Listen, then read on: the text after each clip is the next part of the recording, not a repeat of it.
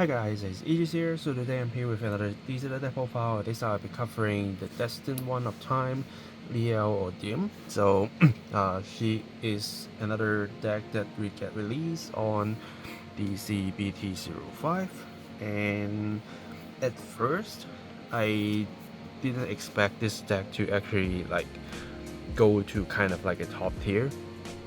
But when I see more people play it, I also play it myself, she kind of actually have her reasons to get into the choices when you think of what to do, what to pick in a tournament.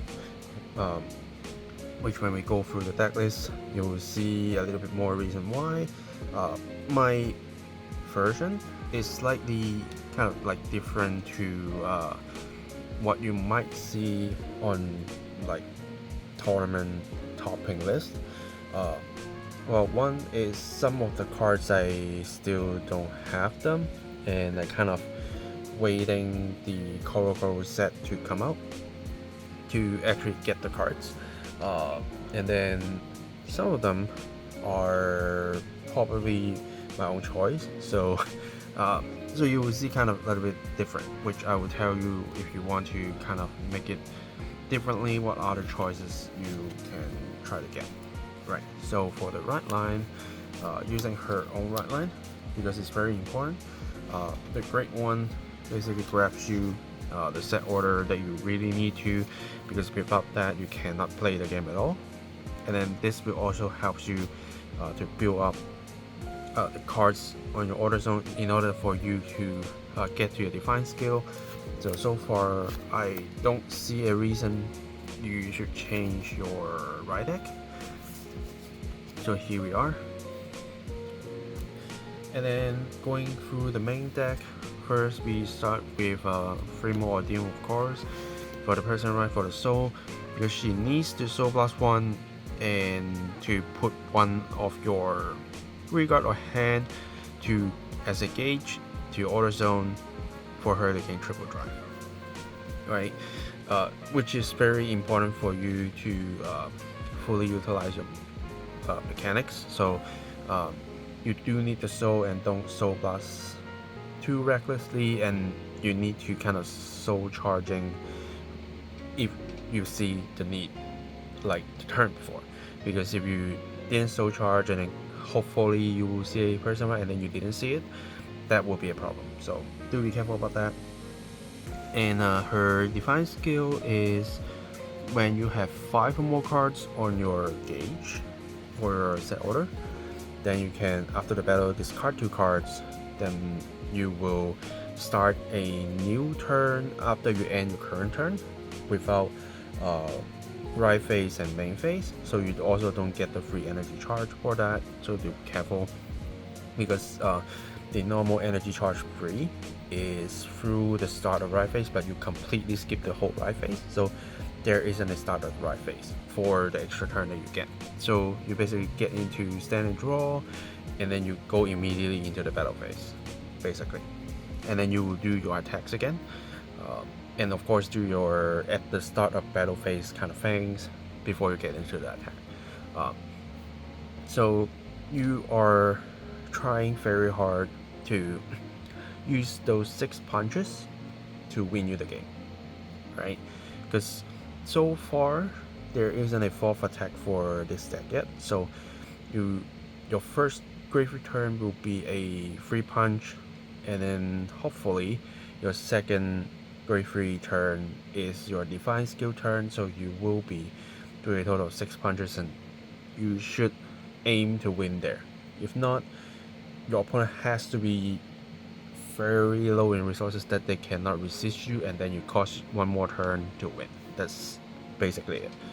Because if you take the game longer, you are just a 3 punch with triple drive deck, so it, unless your trigger luck at the end is amazing, or else it will start getting the differences and you will running out of cards and such. So basically you need to set up during your first turn and go into the kill turn for the second great return and win from there. And next we have our Anacron Dragon. So this is also a card that helps you to sustain your gauge and also generate attackers, being a beater, also have some kind of retiring skill if you need to. So it's definitely a 4-off, and it is something that when you go into your grade 2 of your right line, then you actually put this card to the gauge, and then you can bring it out and then pick something from the drop and replace back as a gauge, and those can also be the order for you, which I will be showing you in a bit. So it generates a lot of good stuff for you. The sustain the gauge, being a good beater, and can be an early beater if you really need, but just there. But then you have to be having a Liael grade 3 or higher in order to get the power plus, and you need to have 3 or more gauges in order to energy plus 2 to pop your opponent regard. So do be careful about that, because some people might just misread and just bring it out and then hit higher and try to pop something, which is not happening. And you have to attack a Vanguard in order to get the 5k, and also get to choose to use 2 energy and pop a regard. So don't attack opponent's regard and just pretend yourself can get the 5k power and then pop something. That's not happening, so to be careful. And then we have our next key, which some people use, some people don't, which is the Orian's. She is good to help you search out some good cards and also help you to search for normal orders, which is very important because you need to have 2 of the orders in order for you to complete the setup, basically. So everything that can help you search an order is great. But some people are trying to drop her for something else because she uses soul, which is like competing the soul usage with Liael. So you can make a choice. If you really think you are going to soul blast like heavy, then you might not going for her. But if you are kind of okay, then you can still put her in. And then 4 of the Colossus that turns into a draw and a soul charge with a counter plus 1, and as long as you have 3 or more gauges, it is a 10k boost, which is basically how your Vanguard, how your Regard actually get their support to be stronger, and also for her to be able to hit something, because we try not to use the Soul Blast to draw 1 and plus 5, but if we need to, we do, which normally we try not to. And in order to hit something, we need at least a 10k boost, right? Because we don't always get a person right, and we need some good stuff. And this boosting the dragon is also great, so there we are. And then 3 of the energy right cost, where it could be a little bit contrasting with this, but then you still have a certain amount of energy for you to do that. I see a lot more people using the older ride cost with Soul Blast 1.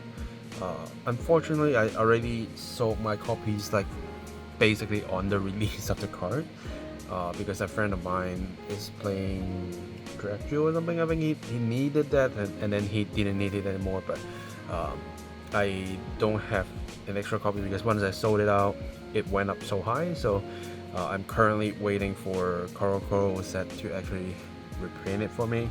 So I think it was there. If it's only reprinting this, then well, I just use this, right?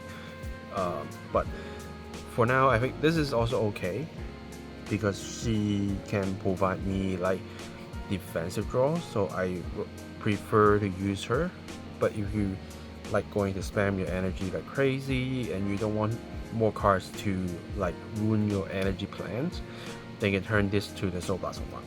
So I think it's more personal preference, but so far I like her more. That's what I can say, right? And then this is the manga promo Philia. So she is basically your ninja. So if your opponent has one or less regards when this unit is boost, or if you play an order this turn, then it will get plus 5k, and after the battle ends, put in soul and draw one, which is very important because I did say you will use a lot of souls, and this basically generates the souls for you and turn it into the draw. So when you use the order, you don't actually need the soul charge, which is very good. And because we are also running the Everise Rester, which is another card to basically gets you the order. So we have 2 cards, a total of 8 cards to help you find the 4 orders. So you can count it that you have 12 cards to get you to the order, which is 25% of the deck. So I think it's pretty big. So I tried not to use it at all early stage, and then I just had a bad time. So it must have a 4-off for this deck, unfortunately. And the promo generates the draw for you, so even if you have to discard to find an order, it isn't that hard. And then for PGs, I'm using just normal PGs, but if you want to use like any sort of placeholder PG, just go for it. And then we have our order, Distorted Bane, which when you play it, you can choose the Soul Charge one and then set it to as a gauge, right?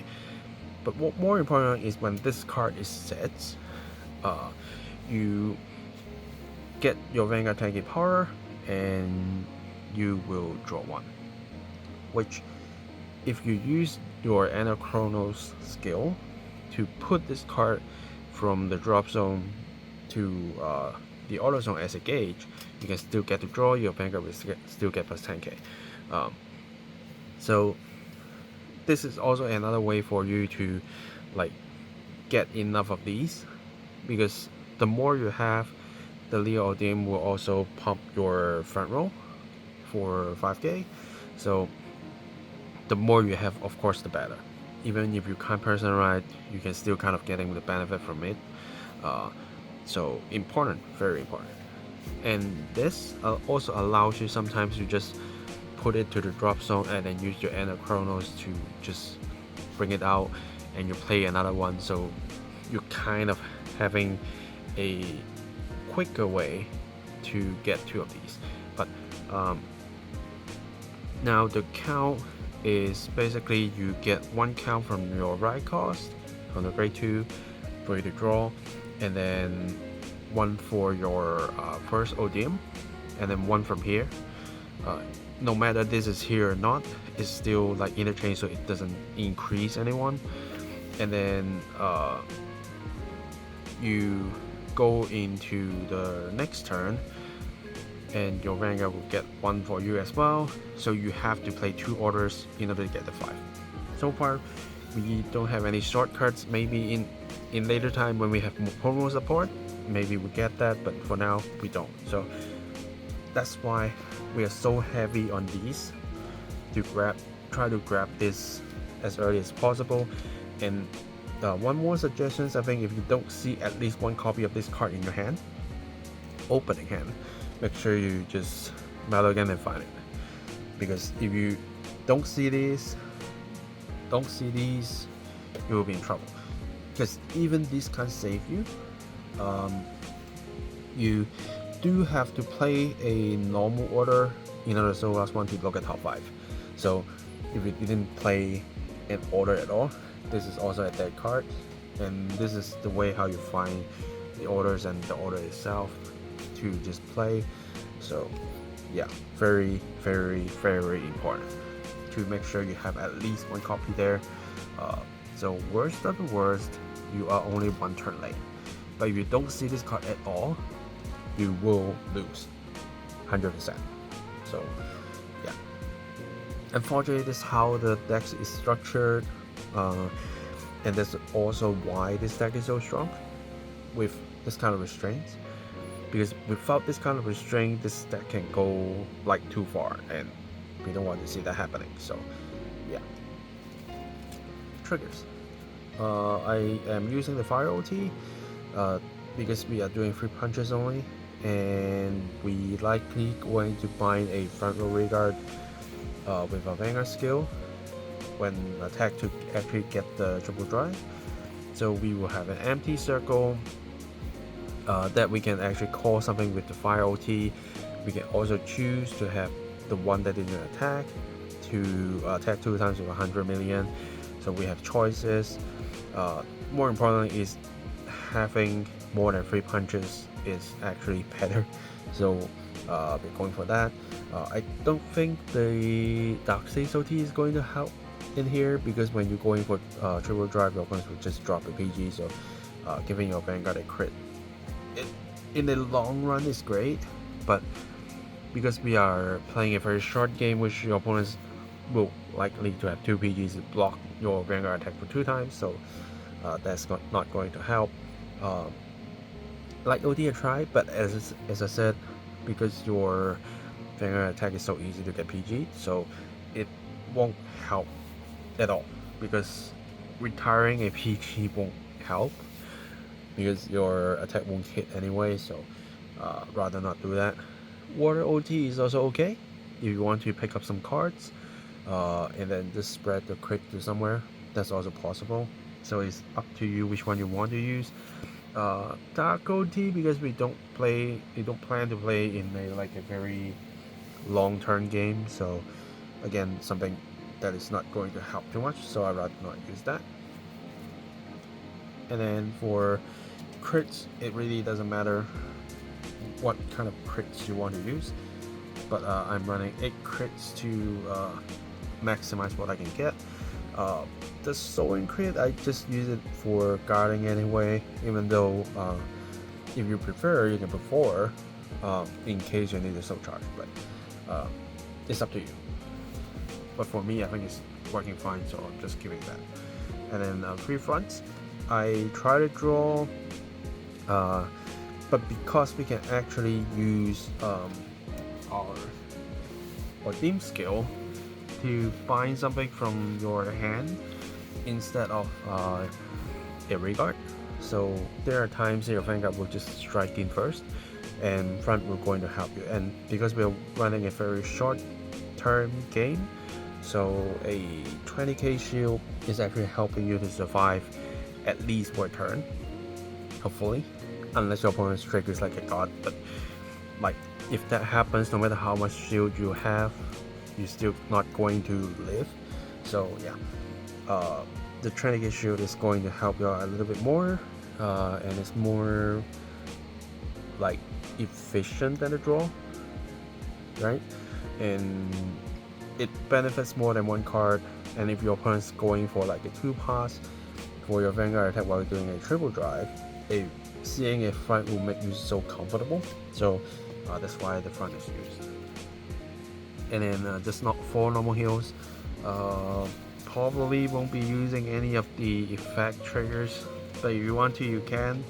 I again, like the Soaring crit, I don't see the need to, but if you prefer, you can use that. Yeah. So what other cards that I actually see people are like playing, for example, not this, and then turn it to the Soul Blasting one, which I think is also a good option. And some people are using clockwise because they discard a lot of cards and they want to take something back, so I think that is also something that you can consider. Let's see any more.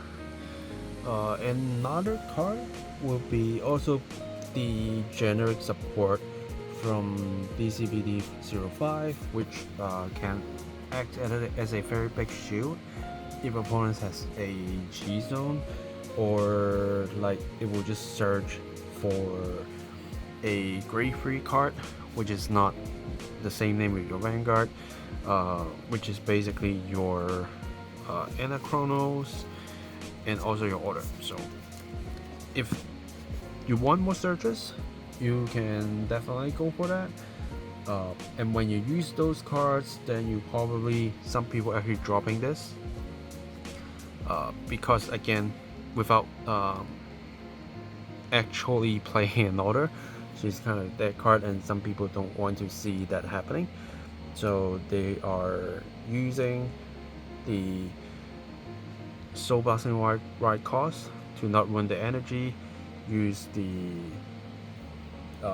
new generic support to have you search your cards, because you will be Soul Blasting your right line out anyway, so you get to do your search.